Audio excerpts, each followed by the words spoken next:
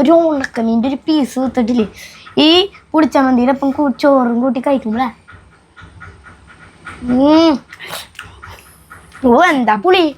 Hi friends, എല്ലാവർക്കും പുതിയയിലേക്ക് സ്വാഗതം. അപ്പം ഇന്നത്തെ പ്രത്യേകം എന്താണെന്ന് വെച്ച് കഴിഞ്ഞാൽ നമ്മളിന്ന് പുളിച്ചമ്മന്തി ഉണ്ടാക്കുന്ന വീഡിയോ ഇടുന്ന. കഴിഞ്ഞ പ്രാവശ്യം നമ്മൾ വീഡിയോയിൽ പുളിച്ചമ്മന്തിയുടെ കേസ് പറഞ്ഞിട്ടുണ്ടായിരുന്നില്ലേ. അപ്പം എല്ലാവരും പറഞ്ഞു കമൻറ്റ് ബോക്സിൽ നിങ്ങൾ പുളിച്ചമ്മന്തിയുടെ വീഡിയോ ഒന്നും ഉണ്ടാക്കുമെന്ന്. ബാക്കി നമ്മുടെ അമ്മ പറയും എന്തൊക്കെയാണ് വേണ്ടതെന്നൊക്കെ പറഞ്ഞു കൊടുത്തേ. വേറെ ഒന്നല്ല, നമ്മൾ കഴിഞ്ഞ വീഡിയോയിൽ ചേട്ടനെ പുളിച്ചമ്മന്തി മതി എന്ന് പറഞ്ഞു. അപ്പോൾ കുറേ പേര് കമൻറ്റിൽ ചോദിച്ചു നിങ്ങളെങ്ങനെ പുളിച്ചമ്മന്തി ഉണ്ടാക്കണേന്ന്. അപ്പോൾ വളരെ ഈസിയാണ് കേട്ടോ, സാധാരണ എല്ലാവർക്കും അറിയാവുന്നതാണ്.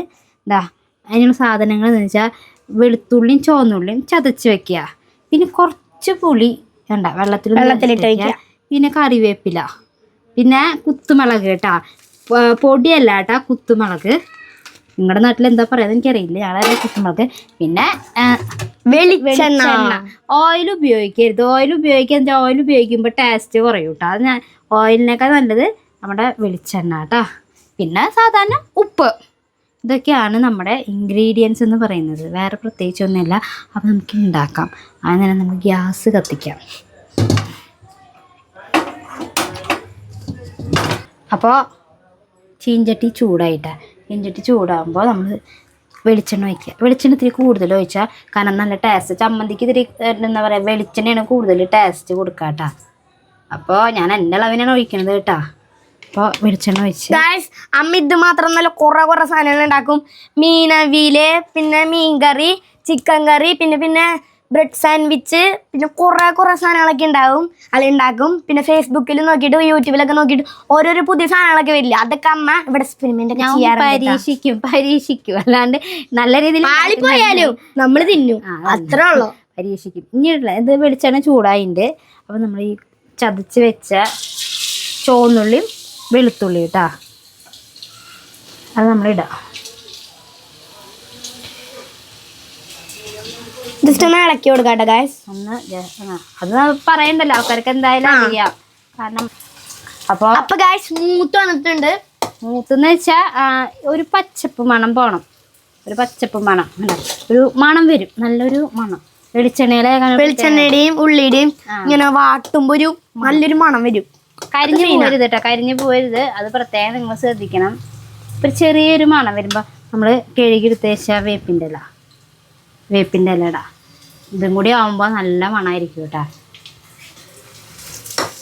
ഞങ്ങളുടെ വീട്ടിൽ എന്താ പറയുക, പെട്ടെന്ന് കറിയൊന്നും ഇല്ലെങ്കിൽ ചേട്ടൻ എപ്പോഴും പറയുന്നത് ഞാൻ പുളിച്ചമ്മന്തി ഉണ്ടാക്കിയാൽ മതിയെന്ന്. ഇത് രണ്ട് രീതിയിൽ ഉണ്ടാക്കാം കേട്ടോ. ഇത്തിരി ചാറോടെ വേണമെങ്കിൽ ചാറോടെ ഉണ്ടാക്കാം, അല്ലെങ്കിൽ ഇത്തിരി കട്ടിയിൽ പോലെ ഇങ്ങനെ എന്താ പറയുക കട്ടിയിലും ഉണ്ടാക്കാം. അത് നമ്മുടെ ഇഷ്ടം. ഒരു ചാറ് കറിയൊക്കെ ഉണ്ടെങ്കിൽ ചെറുതായി സൈഡിൽ അച്ചാറില്ലെങ്കിൽ അച്ചാറിൻ്റെ പകരമൊക്കെ നമ്മൾ സൈഡിലിട്ടിട്ട് ആക്കില്ലേ, അങ്ങനെ വേണമെങ്കിലും ഇതാക്കാം. കണ്ടോ ഒരു മണം, നല്ല മണം. വേപ്പിൻ്റെ ഇലയും കൂടി കടലക്കറിയാണ്.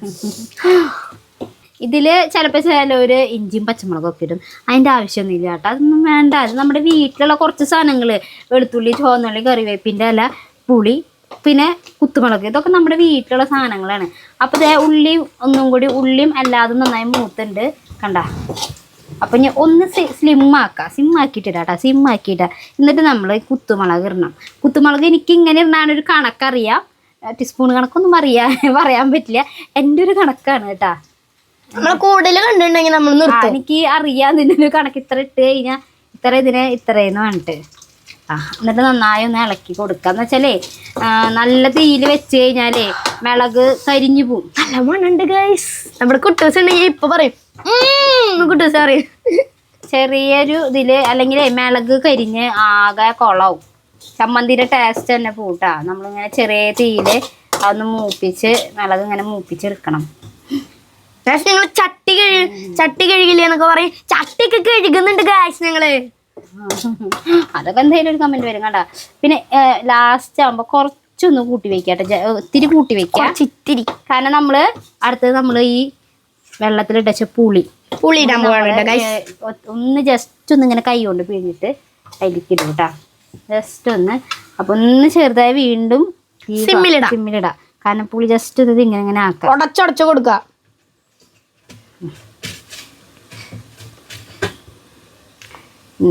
ഇത് എന്നിട്ട് അതിലേക്ക് ഒഴിക്കാം. ഇനി നമ്മൾ വേറെ ഒന്നും ചെയ്യണ്ട.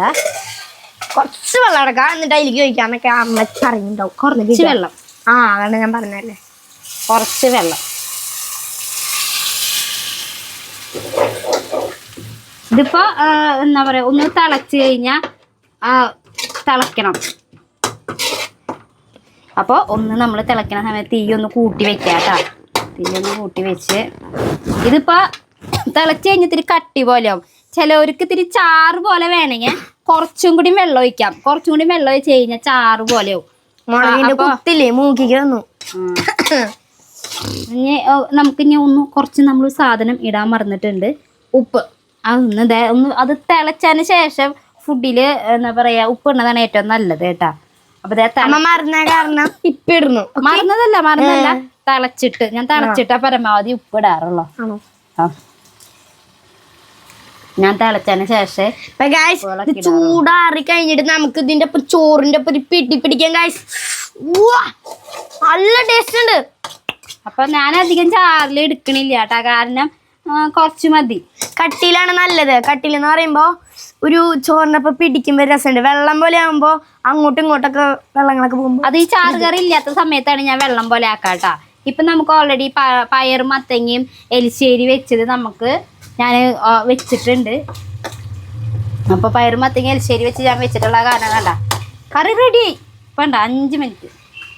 ഇതൊന്നും നിങ്ങളുടെ കയ്യിലില്ലെങ്കിൽ പുളിയും ഉപ്പും വെളിച്ചെണ്ണയും പിന്നെ എന്നിട്ടാണ് ഉള്ളി മാത്രം ഉണ്ടെങ്കിൽ സാധാ പോലെ പുളിച്ചമ്മന്തി ഉണ്ടാക്കുക. അത് പറഞ്ഞു കൊടുത്തിണ്ടാ? സാധാ പോലെ വെച്ചോണ്ട് അടിപൊളിയായിട്ടാ. ഞാനും കൂടെ ടേസ്റ്റ് തോട്ടട്ടാ. ചൂടുണ്ട്. എനിക്ക് ചൂടേ. ഓ അപ്പൊ റെഡിയായി നമ്മൾ ഓഫാക്കാൻ പോവാണ്. ഞാൻ ഈ ഒരു കട്ടിയിലാണ് ഞാൻ ഓഫ് ചെയ്യണം കേട്ടാ. ഇത് ഇത്തിരിയും കൂടി ലൂസ് വേണമെങ്കിൽ നിങ്ങൾക്ക് വെള്ളം ചേർത്ത് ഒന്ന് തിളപ്പിക്കാം. ആവശ്യത്തിന് ഉപ്പിട്ടാ. അപ്പോൾ കഴിഞ്ഞു. അപ്പൊ നിങ്ങൾ ചോദിച്ച ചമ്മന്തി, പുളിച്ചമ്മന്തി ചോദിച്ചിട്ടുണ്ടായിരുന്നു കുറേ പേര് കഴിഞ്ഞ വീഡിയോയിൽ. അപ്പം ഞാൻ ഉണ്ടാക്കിയ പുളിച്ചമ്മന്തി ഇതാണ്. ഇത് ഈ ചോറും റേഷനരി വെള്ളരിച്ചോറും ഉണ്ടെങ്കിൽ എൻ്റെ ചേട്ടൻ 2 കിണ്ണം ചോറ് തിന്നും. ചേട്ടൻ മാത്രമല്ല ഈ നിൽക്കുന്ന പൊടിമോളും കഴിക്കും. അവൾക്കും ഭയങ്കര ഇഷ്ടമാണ്. ഇതിൻ്റെ മണം മതി എന്നാ പറയാ. പിന്നെ ഉണക്കമീൻ വറുത്തതും കൂടി ഉണ്ടെങ്കിൽ അടിപൊളിയാണ്. വേറൊരു കറി മുട്ടിരിക്കുന്നുണ്ട്. അപ്പൊ കുറച്ച് മുട്ട കുത്തിപ്പോയി പുളിച്ചമ്മന്തിയും പിന്നെ എന്താണ് ഉണക്കമീനും പിന്നെ മറ്റേത് പയറും മത്തങ്ങ. അപ്പോൾ പൊടിമോൾക്ക് നമ്മൾ ചോറ് കൊടുക്കണം കേട്ടാ. അപ്പൊ ഗൈസ് നമ്മുടെ കറി റെഡി ആയിട്ടാ. പയറും മത്തങ്ങ വേണ്ട, പുളിച്ചമ്മന്തി മതി. പുളിച്ചമ്മന്തി മാത്രം മതി. അപ്പൊ ഗൈസ് നമ്മൾ തിന്നിട്ട് റിവ്യൂ എങ്ങനെയാണെന്ന് പറയാം ഗൈസ്. ഞാനൊരു ഗ്ലാസ് വെള്ളം എടുത്തിട്ട് വരട്ടെ കേട്ടാ. ചോറിനുമ്പോ വെള്ളം വേണം ഗൈസ്. ഇങ്ങോട്ട് പുളിച്ചമ്മന്തിക്ക് ഇപ്പോഴും ചൂട് പോണ്ടിട്ടാ. കൂട്ടി കഴിക്കാണ് കേട്ടാ. ചൂടുണ്ട് കേട്ടോ നല്ല രീതിയില്. ഒരു ഉണക്കമീൻ്റെ ഒരു പീസ് കുത്തിട്ടില്ലേ ഈ പുളിച്ചമ്മന്തിയുടെ ഒപ്പം ചോറും കൂട്ടി കഴിക്കുമ്പോളേ ഓ എന്താ പുളി ണോടാ. നല്ല ടേസ്റ്റ് ഉണ്ട്. അടിപൊളി. സത്യം പറയും പൊടിമോള് കഴിക്കണ കാണുമ്പോൾ എൻ്റെ വായനും കൂടി വെള്ളം വരുന്നുണ്ട്. എനിക്കും കഴിക്കാനും ഭയങ്കര ഇഷ്ടമാണ്. അപ്പോൾ എൻ്റെ ഈ പുളിച്ചമ്മന്തി നിങ്ങൾ എന്തായാലും പരീക്ഷിച്ചോളാം കേട്ടോ. പരീക്ഷിച്ച് നിങ്ങൾ കമൻറ്റ് ചെയ്തോളാം എങ്ങനെയുണ്ടെന്ന്. പിന്നെ നിങ്ങളുടെ എല്ലാ നാട്ടിലും ഉണ്ടാക്കണമെന്നുണ്ട്. അപ്പോൾ നിങ്ങളുടെ നാട്ടിൽ ഇത് എങ്ങനെയാണോ ഒന്ന് പറഞ്ഞു തന്നോളാം എൻ്റെ പേര്. അപ്പോൾ നമ്മൾ വീഡിയോ വൈൻഡപ്പ് ചെയ്യാൻ പോവാണ്. അപ്പം ഇതുപോലെ നമ്മൾ കുറേ വീഡിയോസൊക്കെ ചെയ്യും. മീൻ പീര വെക്കണത്, പിന്നെ എന്തൊക്കെയാണ് മീൻ വറക്കണത്, ചിക്കൻ കറി, അങ്ങനെ കുറേ സ്പെഷ്യലുള്ള കറി നമ്മൾ വീഡിയോ ഇടും. അപ്പം നിങ്ങൾ കണ്ടോളൂ കേട്ടോ. അപ്പം നമ്മൾ വീഡിയോ വൈൻഡപ്പ് ചെയ്യാൻ പോകണം. അപ്പം എല്ലാവരും ലൈക്ക് ചെയ്യുക, സപ്പോർട്ട് ചെയ്യുക, ഷെയർ, സബ്സ്ക്രൈബ് ചെയ്യുക. എല്ലാവർക്കും ശുഭദിനം. അടുത്ത വീഡിയോ വരുന്ന എല്ലാവർക്കും ടാറ്റ ബൈ ബൈ. അപ്പം ഈ കൂട്ടാൻ എങ്ങനെയുണ്ടെന്ന് കമൻറ്റ് ബോക്സിൽ പറഞ്ഞോളെ. ടാറ്റ.